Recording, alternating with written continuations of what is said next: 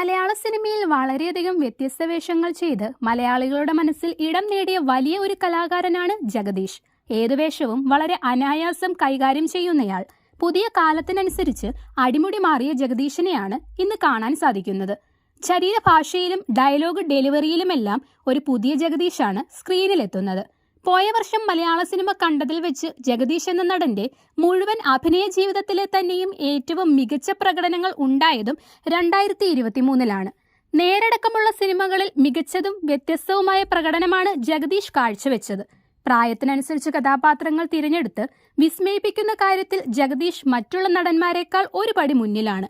ഇന്ന് ജഗദീഷ് ഭാഗമല്ലാത്ത മലയാള സിനിമകൾ കുറവാണ്. ഗരുഡൻ, ഫാലിമി, നേര് തുടങ്ങിയ സിനിമകൾ സമ്മാനിച്ച വിജയത്തിന് പിന്നാലെ 2024-ലും വിജയം ആവർത്തിക്കാനെത്തുകയാണ് ജഗദീഷ്. താരത്തിന്റെ റിലീസിന് തയ്യാറെടുക്കുന്ന ഏറ്റവും പുതിയ സിനിമ അബ്രഹാം ഓസ്ലറാണ്. ജയറാം ടൈറ്റിൽ റോളിലെത്തുന്ന സിനിമയിലെ ജഗദീഷിന്റെ ലുക്കും അഭിനയവും ട്രെയിലർ പുറത്തിറങ്ങിയപ്പോൾ തന്നെ ചർച്ചയായിട്ടുണ്ട്. ജഗദീഷിന്റെ രൂപമാറ്റവും പ്രകടനവും ഏറെ വിസ്മയിപ്പിച്ചുവെന്നും ഒപ്പം അഭിനയിച്ച ജയറാം തന്നെ പറഞ്ഞു കഴിഞ്ഞു. അബ്രഹാം ഓസ്ലർ ട്രെയിലർ റിലീസിനു ശേഷം ചിത്രത്തിൽ ജഗദീഷ് ഫോറൻസിക് സർജനാണോ എന്ന സംശയമാണ് പ്രേക്ഷകർക്ക്. കാരണം ആശുപത്രി, പോസ്റ്റ്മോർട്ടം തുടങ്ങിയവയുമായി ബന്ധപ്പെട്ട ഭാഗങ്ങളിലാണ് ജഗദീഷ് പ്രത്യക്ഷപ്പെടുന്നത്. സിനിമയുടെ പ്രമോഷനുമായി ബന്ധപ്പെട്ട് ജഗദീഷ് നൽകിയ അഭിമുഖത്തിൽ അവതാരകൻ താരത്തോട് ഇതേക്കുറിച്ച് ചോദിക്കുകയും ചെയ്തിരുന്നു. ഈ സിനിമയിൽ ഫോറൻസിക് സർജനായിട്ടാണോ അഭിനയിക്കുന്നത്? യഥാർത്ഥ ജീവിതത്തിലും ഫോറൻസിക് സർജനുമായി ഏറെ ബന്ധമുള്ളയാളല്ലേ? എവിടെയെങ്കിലും ഈ കഥാപാത്രമായിരിക്കുന്ന സമയത്ത് രമ മാമിനെ ഓർത്തിരുന്നു എന്നാണ് അവതാരകൻ ചോദിച്ചത്. അതിന് വളരെ വിശദമായ തന്നെ മറുപടി നൽകുകയാണ് ജഗദീഷ്.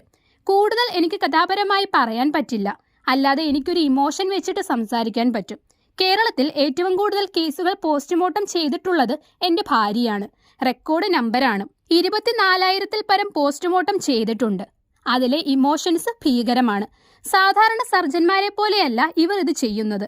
ഇതിൽ സത്യം എന്താണെന്ന് വേർതിരിക്കുന്നു. ഇതിൽ ചില കാര്യങ്ങൾ എന്നോട് വന്ന് പറഞ്ഞിട്ടുണ്ട്. കാരണം പ്രഗ്നന്റ് ലേഡീസ് ആക്സിഡന്റലി മരിക്കുമ്പോൾ പോസ്റ്റ്മോർട്ടം ചെയ്യുമ്പോൾ വയറിലൊരു കുട്ടിയും ഉണ്ടാകും. അതിന്റെ ഇമോഷൻസ് വൈകുന്നേരം വന്നിട്ട് എന്നോട് പറഞ്ഞിട്ടുണ്ട്. ഫോറൻസിക് സർജൻ ആഹാരം കഴിക്കുന്നത് മോർച്ചറിയുടെ തൊട്ടടുത്ത മുറിയിലിരുന്നാണ്. എനിക്ക് അതിനകത്തോട്ട് കടക്കാൻ തന്നെ പേടിയാണ്. എൻ്റെ കുട്ടികൾ നേരത്തെ സ്കൂൾ വിട്ടു വരുമ്പോൾ രമയുടെ ഫോറൻസിക് സർജനുമായുള്ള റൂമിൽ പോയി റിലാക്സ് ചെയ്യും. പക്ഷേ എനിക്ക് അത് പറ്റില്ല. അതിനകത്തിരിക്കാൻ എനിക്ക് പേടിയാണ്. എൻ്റെ ഈ സിനിമയിലെ കഥാപാത്രത്തിനും അതിൻ്റെതായ ഇമോഷൻസ് ഉണ്ട്. അതെന്താണെന്ന് മനസ്സിലാകണമെങ്കിൽ സിനിമ കാണണം. എൻ്റെ ക്യാരക്ടറുമായിട്ട് എൻ്റെ ഭാര്യയുടെ പ്രൊഫഷൻ എത്രത്തോളം ചേർന്നിരിക്കുന്നുവെന്ന് സിനിമ കാണുമ്പോഴേ നിങ്ങൾക്ക് മനസ്സിലാവൂ. ജീവിച്ചിരുന്നുവെങ്കിൽ എൻ്റെ ഈ മാറ്റം കണ്ടിട്ട് ഏറ്റവും അധികം സന്തോഷിക്കുമായിരുന്നത് രമയാണ്. അതിലെനിക്ക് യാതൊരു സംശയവുമില്ല. ഞാനിപ്പോൾ ചെയ്യുന്ന പോലെയുള്ള കഥാപാത്രങ്ങൾ ഞാൻ ചെയ്തു കാണാനായിരുന്നു രമ ആഗ്രഹിച്ചിരുന്നത്. ഭാഗ്യവശാൽ എൻ്റെ കുട്ടികൾ അത് പിന്തുടർന്ന് രമ തന്ന പോലെയുള്ള പിന്തുണ എനിക്ക് നൽകുന്നുണ്ട്. എനിക്കിപ്പോൾ എൻ്റെ ജീവിതത്തോട് ഒരു ത്രില്ലുമില്ല. രമ പോയതിനു ശേഷം എൻ്റെ ജീവിതത്തോടുള്ള ത്രില്ലൊക്കെ നഷ്ടപ്പെട്ടു. ആ ത്രില്ല് എനിക്ക് വീണ്ടും നേടിയെടുക്കാൻ പറ്റുന്നത് ഞാനിപ്പോൾ ചെയ്തുകൊണ്ടിരിക്കുന്ന കഥാപാത്രങ്ങളിലൂടെയാണ് എന്നാണ് ഭാര്യയും മക്കളെയും കുറിച്ച് സംസാരിക്കവേ ജഗദീഷ് പറഞ്ഞത്. അബ്രഹാം ഓസ്ലർ സംവിധാനം ചെയ്തിരിക്കുന്നത് മിഥുൻ മാനുവൽ തോമസ് ആണ്.